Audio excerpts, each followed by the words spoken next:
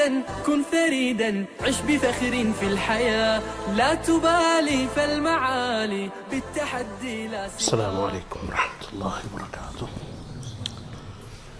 بسم الله الرحمن الرحيم. إن الحمد لله نحمده ونشكره ونستعينه ونستغفره ونستهديه ونؤمن به ونتوكل عليه ونعوذ بالله من شرور أنفسنا ومن سيئات أعمالنا. من يهده الله فلا مضل له ومن يضلله فلا هادي له. ونشهد أن لا إله إلا الله وحده لا شريك له ونشهد أن محمدا عبده ورسوله أرسله بالحق بشيرا ونذيرا بين يدي الساعة. من يطع الله ورسوله فقد رشد ومن يعصهما فقد غوى حتى يفيء إلى أمر الله وإنه لا يضر إلا نفسه ولن يضر الله شيئا. وقال الله عز من قائل: أعوذ بالله من الشيطان الرجيم. بسم الله الرحمن الرحيم. إن الله وملائكته يصلون على النبي يا أيها الذين آمنوا صلوا عليه وسلموا تسليما. اللهم صل على محمد وعلى آل محمد كما صليت على إبراهيم وعلى آل إبراهيم إنك حميد مجيد. اللهم بارك على محمد وعلى آل محمد كما باركت على إبراهيم وعلى آل إبراهيم إنك حميد مجيد. Today, as promised, we will read and study the surah prior to that, تبت يدا أبي لهب وتب. بسم الله الرحمن الرحيم. تبت يدا أبي لهب وتب ما أغنى عنه ماله وما كسب سيصلى نارا ذات لهب وامرأته حمالة الحطب في جيدها حبل من مسد. This is the fourth surah before the end of the Quran, coming just before Surah Qul Huwa Allahu Ahad, Surah Al-Falaq and Surah Al-Nas. And again, it's one of the most famous surahs of the Quran, one that many of us recite regularly in our prayers, both public and private. The surah has a number of names. Commonly it's known as Surah Tabbat Yada. It's also known as Surah Al-Lahab, also as Surah Abi Lahab. And there's a fourth name also, Surah Al-Masad, taken from the last word of the surah, في جيدها حبل من مسد. Allah subhanahu wa ta'ala says, perish the hands of Abu Lahab, and he perished is he is perished, till the end. As you can see, the whole surah discusses the family of Abu Lahab. Abu Lahab himself, his wife, and the fact that his wealth and his children will not save him in any way. وَمَا كَسَبْ, meaning what he has acquired, i.e. his wealth. I'll do a summary translation of the surah again, and then inshallah we'll discuss the whole background to the revelation of the surah and what it actually refers to. So, Tabbat Yada Abi Lahab, perish the hands of Abu Lahab, i.e. may he be destroyed. Often in the Quran and actually in Arabic, in the Arabic language, like in other languages also, a part of the body is mentioned but the whole is referred to. Just like in marriage we say, do you accept her hand in marriage? So the hand refers to the person, and in Arabic this is very common. A part of the body is used to refer to the entire body or the person himself or herself. So here also, Tabbat Yada Abi Lahab, perish the hands of Abu Lahab, meaning may Abu Lahab himself perish, may he be destroyed, he is doomed. Watab, the word is repeated, and he is perished. So Allah says at the beginning, Tabbat yada Abi Lahabin watab, may the hands of Abu Lahab perish, i.e. may he perish. Watab, and the word tab is repeated again, which means it doesn't actually mean and may he perish, i.e. it doesn't say it twice. So the meaning isn't may Abu Lahab perish and may he perish. It's not a simple repetition. Even though the word is actually repeated in Arabic, it's not a simple repetition. The first tab is a prayer. It's a damnation. It's a curse upon Abu Lahab. And the second word, tab, is not simply a repetition of that curse. Rather, it actually says as a statement of fact that indeed he has perished. Like in English, one could say, he is doomed, may he be doomed, in fact he is doomed. And that's exactly what's being said here. Tabbat yada Abi Lahabin wa tab. May Abu Lahab perish. In fact, he has perished. Because when Allah subhanahu wa ta'ala curses someone, there's no waiting for a response.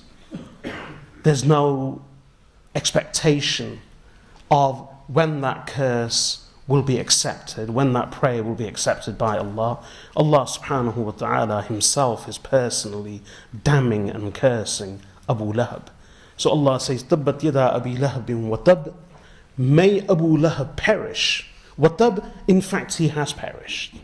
Ma aghna anhu maluhu wa ma kasab, his wealth, wa ma kasab, and what he has acquired, meaning his children.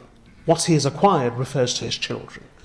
So, ma aghna anhu maluhu wa ma kasab, his wealth and his children will not avail him, i.e. they will not save him. They will not protect him from the curse of Allah subhanahu wa ta'ala, from perishing, from being doomed and damned, from destruction. His wealth will not save him, his children will not save him, his family will not save him.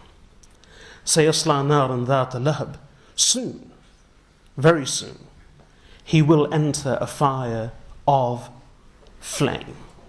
Now, of course, all fires have flames. So why specifically mention the word flame here?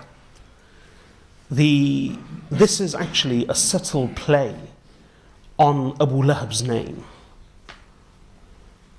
So Abu Lahab was not his actual name, that's his kunya, his technonym. His real name was Abdul Uzza, the slave of the goddess Uzza. But he was very handsome and he had flaming red cheeks, and a very radiant complexion and appearance. So his nickname was Abu Lahab, the father of the flame. And so Allah subhanahu wa ta'ala has mentioned such words in the surah which are a subtle play on his actual kunya, his technonym, his name. And there's more of this in the whole surah.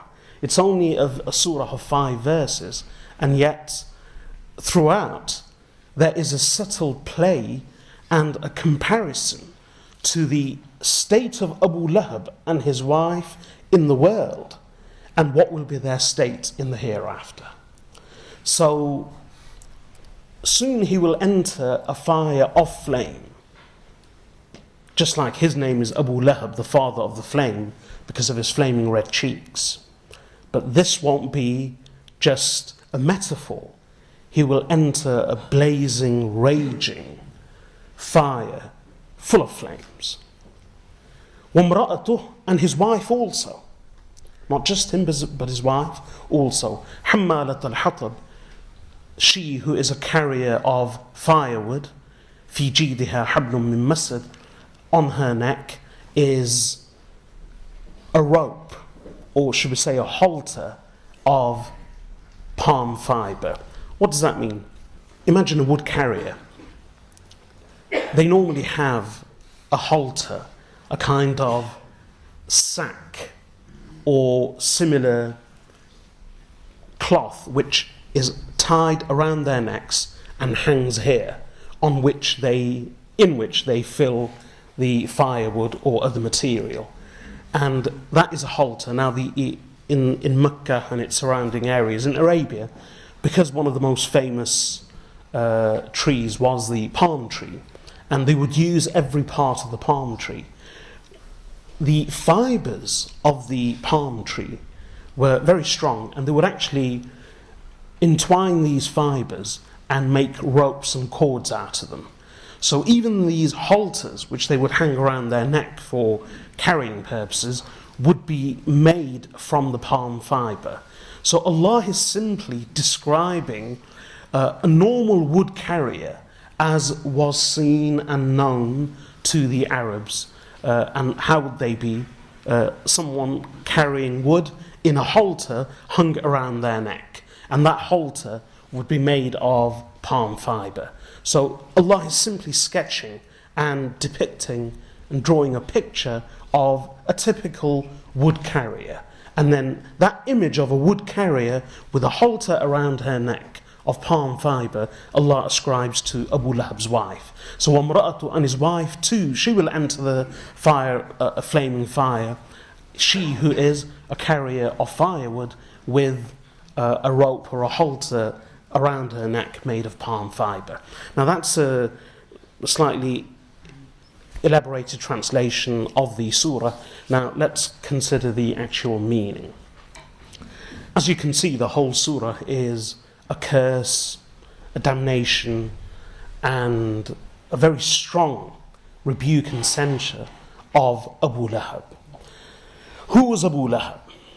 And why does this surah speak so strongly of Abu Lahab? Undoubtedly, it can be seen that he is someone whom Allah curses and damns and promises eternal damnation to. What's brought this about? And another interesting thing, this shows that undoubtedly he was an enemy of the Prophet ﷺ.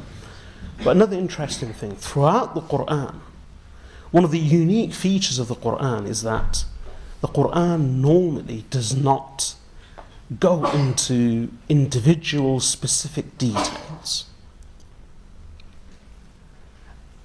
That's the unique style of the Quran. The Quran doesn't read like a normal book. And as a result of this unique style, many have misunderstood the purpose and the style, as well as the literary style of the Quran. The Prophet ﷺ is mentioned very few times by name, considering that he is a messenger of Allah. The names of women aren't mentioned. Maryam alayhi salam is mentioned, but again for a specific reason. Not a single companion of the Prophet ﷺ is mentioned, with the exception of Zayd ibn Haritha radiyallahu anh, the at one time adopted son of the Messenger ﷺ. Apart from him, no one else from the family or of the companions of the Prophet ﷺ is mentioned by name in the Quran. And when Zayd radiyallahu anh is mentioned, he is mentioned for a specific reason. The same goes to the enemies of the Prophet ﷺ. The many enemies are referred to.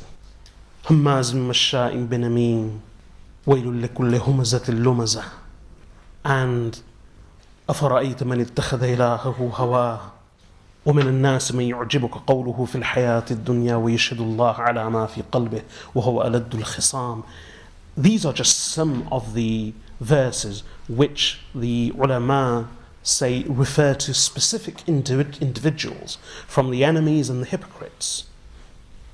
وَإِذَا رَأَيْتَهُمْ تُعْجِبُكَ أَجْسَامُهُم from Surah Al-Munafiqun. But throughout the Quran, even when the enemies are being referred to, they are not named. Sometimes their deeds are mentioned, or some sign is mentioned, or their statements and words are simply quoted. But they are not mentioned by name of the enemies of the Prophet ﷺ, with the exception of Abu Lahab. Why was Abu Lahab mentioned by name in this surah? So that's something else to consider. So who was Abu Lahab and why was he mentioned by name with an individual identity? Abu Lahab was the uncle of the Prophet ﷺ. His father, Abdullah's half-brother. But the fact that he was a half-brother should not lessen or dampen his connection with the Messenger ﷺ in our view, because Abu Abdul Muttalib, the grandfather of the Prophet ﷺ, had a number of wives and many children, and many of them were from different mothers. So only some of them, coincidentally, Abu Lahab was alone. He had no full brother or sister. He was the only child of his mother. But on the other hand, Hamza radiallahu anh was also the half-brother of the Prophet ﷺ's father, Abdullah. He wasn't a full brother. So Safiya radiallahu anha, the auntie of the Prophet ﷺ, again was a half sister to the Prophet ﷺ. Hamza and Safiya radiallahu anhuma were full brothers and sisters from one mother. So many of the uncles and aunts were all half brothers and half sisters to each other. So the fact that Abu Lahab wasn't a full uncle shouldn't lessen his relationship with the Prophet ﷺ in our view, according to current understanding, because our understanding is, if someone's only a half brother or half sister, then their connection or relationship with the family is probably not as strong as those who are full brothers and sisters. But amongst the Arabs, this was never a case. This was never the case, because on many occasions, most members of the family were half brothers and half sisters to each other. So Abu Lahab was the half brother of the Prophet ﷺ's father, but he was one of the blood uncles of the Messenger ﷺ, one of the sons of Abdul Muttalib. Abu Lahab's original name wasn't Abu Lahab. His name was Abdul Uzza, the servant of the goddess Uzza. And his kunya, his technonym, the name given to him as father, was father of the flame. And as I mentioned, it was owing to his flaming red cheeks and his radiant complexion. So this was a title of honor, actually. The Arabs, this wasn't a disparaging or pejorative name. It was actually a name of honor, Abu Lahab, and that's what he was most famous for. Not many people knew him as Abdul Uzza. They referred to him as Abu Lahab. And Allah subhanahu wa ta'ala has used the same name in the Quran. But another twist is Allah has deliberately refrained from using his original name, which is Abdul Uzza, the slave of Uzza, in order to avoid any connotation of shirk. So Abdul Uzza, the servant of, or the slave of Al-Uzza, the goddess, Allah subhanahu wa ta'ala has ensured that that name is not mentioned at all, even though that was his original name. Now, Abu Lahab, despite being an uncle of the Prophet sallallahu alaihi wasallam, he opposed the Messenger alayhi salatu wasalam along with his wife. And his wife, her name was Arwa, her kunya, her technonym was Jamil. She was more famously known as Jamil. So this was Abu Lahab and his wife Jamil. And Jamil was the sister of Abu Sufyan. And these details are important. Now, Abu Lahab was from the family of Rasulullah sallallahu alayhi wasallam, and it was expected of him to help and support the Prophet sallallahu alayhi wasallam, and not only to help and support, but to believe in him. But he chose to oppose the Messenger sallallahu alayhi wasallam, and not only disbelieve in him, but oppose him, ridicule him, harass him, and actually join his foes against him. Being a close family member meant that he had a greater responsibility of helping and supporting the Prophet sallallahu alaihi wasallam. But when he chose to oppose him, this was considered so evil by Allah and His Rasul sallallahu alaihi wasallam that Allah mentioned him by name in the Quran and damned him for all eternity. And there is some background to this. The Abu Lahab's opposition to the Prophet sallallahu alaihi wasallam continued before the revelation of these verses as well as after. And some instances of his opposition are: one, when the Prophet ﷺ was commanded by Allah to announce the religion openly, because initially, when in the 40th year of his life, he received the revelation from Allah and he was given prophethood, the Prophet ﷺ only proclaimed his prophethood and his message to the closest members of the family. And so the ones to believe in him were al-Mu'mineen Khadija radiyallahu anha, Sayyidina Ali radiyallahu anhu, Zayd ibn Haritha, his at that time adopted son, etc., and Abu Bakr radiyallahu anhu, one of his best friend, and so on. But a short time after that, Allah Azza wa Jal commanded him to declare the message openly, and approximately this was about in the 3rd year of prophethood, in the 43rd year of his life. When the Prophet ﷺ was commanded to do so, he did it in the following manner. Now, in order to understand it, understand the scene and the actual incident, again a bit of background to the tradition of the Arabs.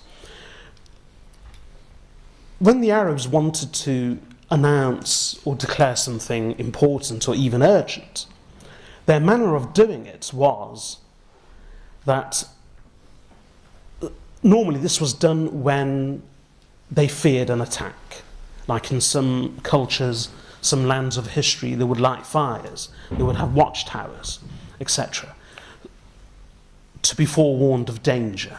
The way the Arabs in Makkah al-Mukarramah warned each other of any impending danger is that they would climb up to one of the hills or the small mountains or the hillocks surrounding the valley of Mecca, and from there they would normally take their clothes, they would rend their clothes and then wave them and shout continuously from a high vantage point. So the Prophet ﷺ did the same. He climbed up the hill of Safa, the hillock of Safa, the one that we do sa'i and run between that and Marwa. So he climbed on the hillock of Safa, and being close to the courtyard of the Kaaba, he began shouting that, "O Quraysh," and he began naming the different clans of the Quraysh. "O Banu Hashim, O Banu Adi, O Banu Taym, O Banu Muttalib, Banu Nawfal, Banu Asad, and Banu Abd Shams," and so on. So the clans all began to gather. As far as his voice would carry and people heard him, people began to gather in order to listen to him, because this was only done on rare occasions. Those who couldn't actually go to the hill of Safa, they sent others that quickly go and check what's going on. A call of emergency is being made. So it was actually an emergency call.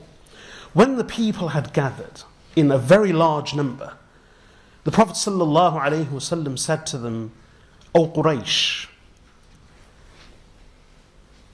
if I said to you that I can see from behind this hill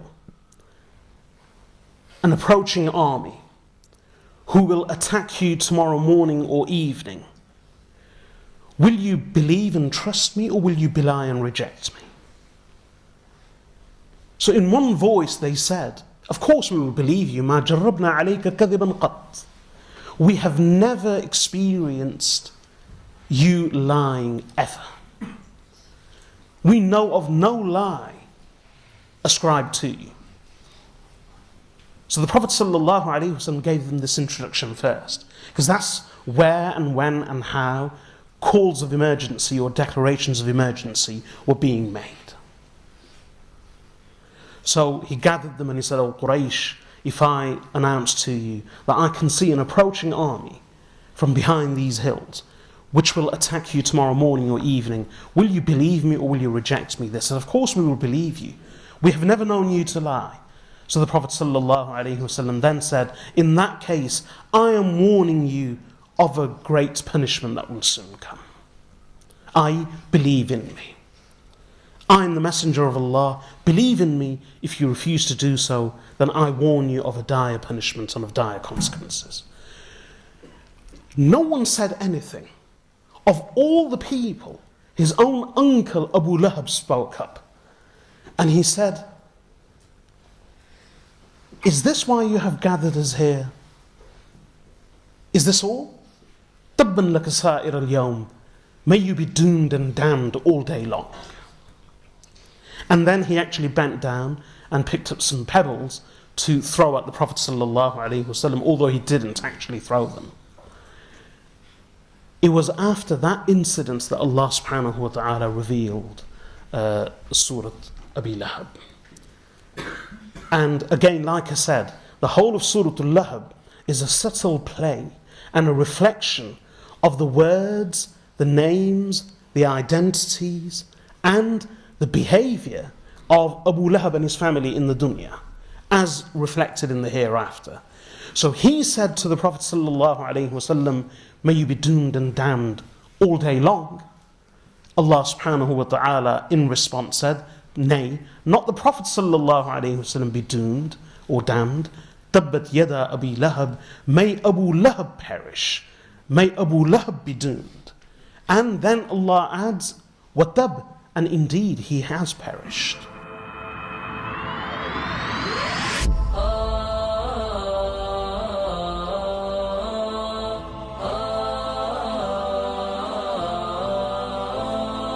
كن سعيدا كن فريدا عش بفخر في الحياة لا تبالي فالمعالي بالتحدي لا سواه كن سعيدا كن فريدا عش بفخر في الحياة لا تبالي فالمعالي